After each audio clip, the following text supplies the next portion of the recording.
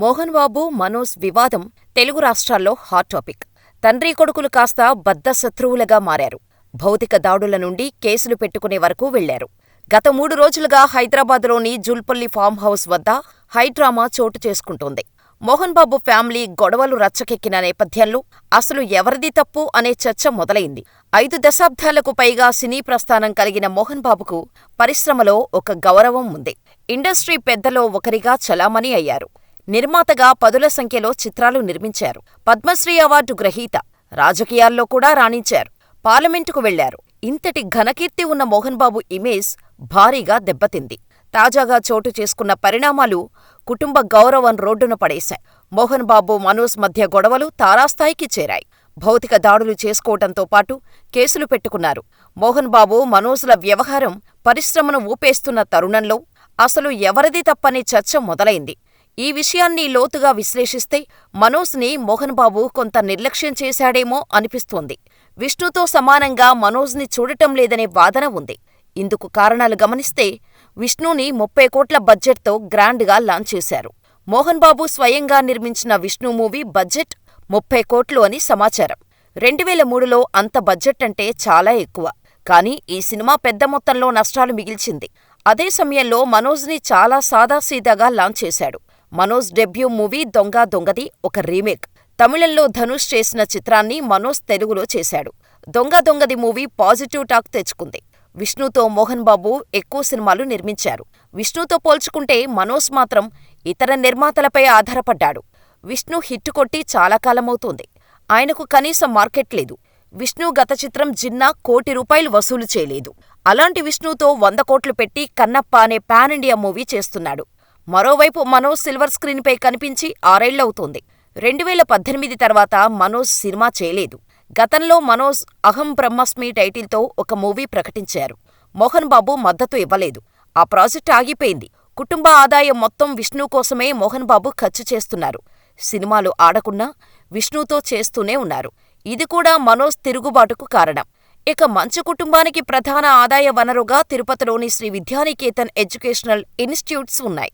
దానిపై పూర్తి ఆధిపత్యం విష్ణుకి ఇచ్చాడు. మనోజ్కి ఎలాంటి ప్రాతినిధ్యం లేదు. మూవీ ఆర్టిస్ట్స్ ఎన్నికల్లో విష్ణు గెలుపు కోసం అహర్నిశలు మోహన్ బాబు పనిచేశారు. చిన్న కొడుకు విషయంలో ఆయనకు అంత శ్రద్ధ లేదు. మంచు లక్ష్మి కూడా మోహన్ బాబుపై గుర్రుగా ఉంది.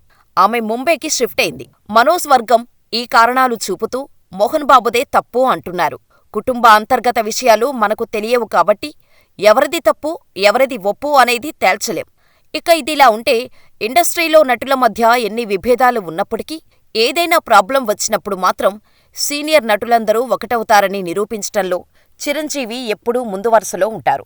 ఇక ఇండస్ట్రీలో ఎవరికి ఏ ప్రాబ్లం ఉన్నా కూడా తను ముందు నిలబడి దానిని సాల్వ్ చేయటానికి చాలా వరకు ప్రయత్నమైతే చేస్తూ ఉంటారు. అందువల్ల చిరంజీవిని చాలామంది ఇండస్ట్రీ పెద్దగా కూడా కొనియాడుతూ ఉంటారు. మరి మొత్తానికైతే ప్రస్తుతం చిరంజీవి మోహన్ బాబుని కలవటానికి సిద్ధమవుతున్నట్టుగా తెలుస్తోంది. గత కొద్ది రోజుల నుంచి కలెక్షన్ కింగ్ మోహన్ బాబు ఇంట్లో కొంతవరకు గొడవలైతే జరుగుతున్నాయి.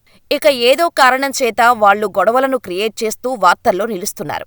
ఇక రీసెంటుగా మోహన్ బాబు మనోజ్ మీద దాడి చేయించాడు అంటూ కొన్ని వార్తలైతే బయటకు వచ్చాయి.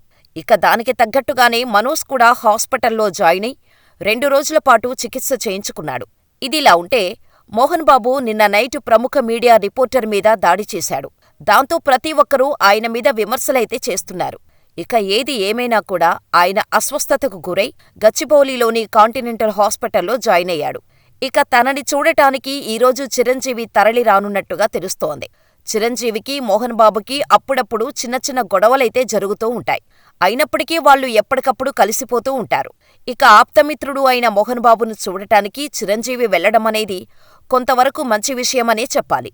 ఇక వీళ్ళిద్దరూ దాదాపు ఒకేసారి సినిమా కెరియర్ను స్టార్ట్ చేసినప్పటికీ చిరంజీవి మాత్రం టాప్ స్టార్గా ఎదగడమే కాకుండా ఇండస్ట్రీలో మెగాస్టార్గా పేరు సంపాదించుకుంటే మోహన్ బాబు మాత్రం విలన్గా చేసి హీరోగా కొన్ని సినిమాల్లో నటించి నటుడిగా మంచి గుర్తింపును సంపాదించుకున్నాడు.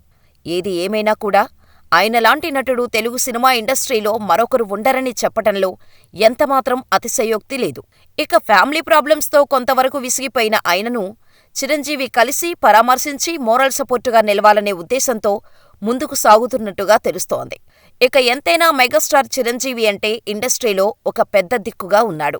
కాబట్టి తను ఎవరికి ఏ కష్టం వచ్చినా కూడా ఏదో ఒక రకంగా వారిని ఆదుకునే ప్రయత్నమైతే చేస్తున్నాడు.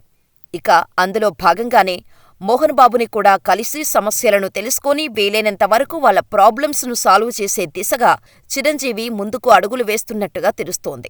చూడాలి మరి చిరంజీవి చెప్పినట్టుగా మోహన్ బాబు ఫ్యామిలీ మెంబర్స్ వింటారా లేదా అనేది.